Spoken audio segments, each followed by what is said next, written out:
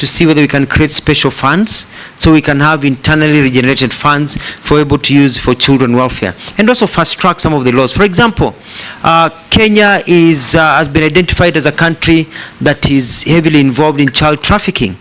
We are a conduit of child traffickers. We are a destination of child traffickers. We are a source of child trafficking.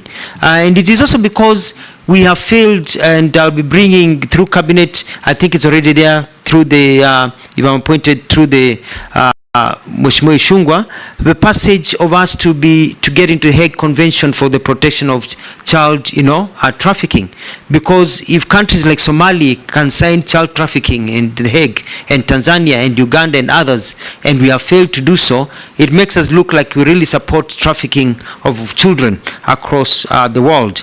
On the minimum wage, I will look into it. I'll sit down and see, because it depends on what the market can afford. But also we need to, I remember as I finalize, Ford, when Henry Ford, when he built the Ford company, he said he would pay his employees enough money that they can afford to buy the cars that they build.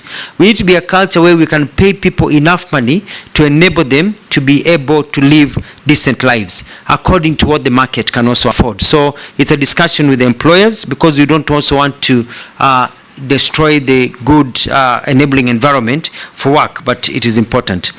On contractual benefits and job referral, I've taken note, and it's something that I will look at. I submit. Thank you, nominee. The last two issues I want to put to you.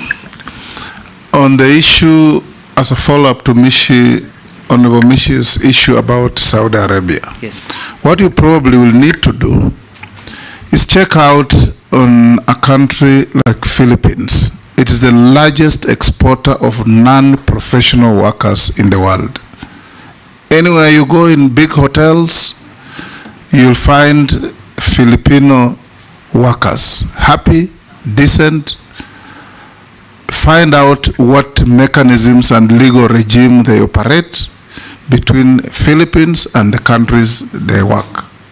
Anywhere you go, perhaps if you go to the moon, you'll find a Filipino worker. The last one, you've talked about NSSF. You can borrow a leaf from our neighbor Tanzania. What Tanzanians do, all the big money held by NSSF, they have engaged with the Minister of Foreign Affairs, and instead of government buying property as missions, it's NSSF that buys those properties and owns them.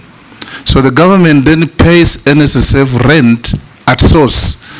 You reduce yourself from the problems of foreign exchange, and instead of paying foreign exchange to another country, you're paying in local currency at the rates of those countries to your own NSSF.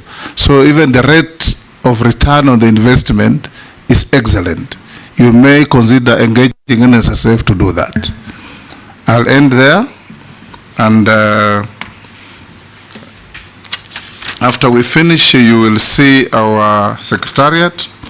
They have some mismatch with your documents, so that you can put them in order for the record. I want to ask you a few last questions. Do you have any, have you ever been mentioned adversely in any integrity-related report or investigations? Forget about your Machakos shenanigans. No, I have never. Yes. Do you hold any leadership position in any political party within Kenya? No, I do not. What is your net worth? Net worth is 462 million shillings. Made of? Made of assets that I have, like homes, land, where I do some bit of farming, and a few businesses that I have. Thank you. Thank you, Alfred. Make sure before you leave, you sort out your documentation with the Secretariat, so we can release you to go back to your other duties.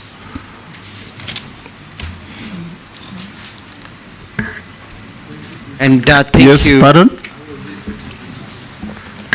Say? Yes. Oh, how? Sorry. Yes. You appeared before us in 2022. How much were you worth then? I think that's a serious omission.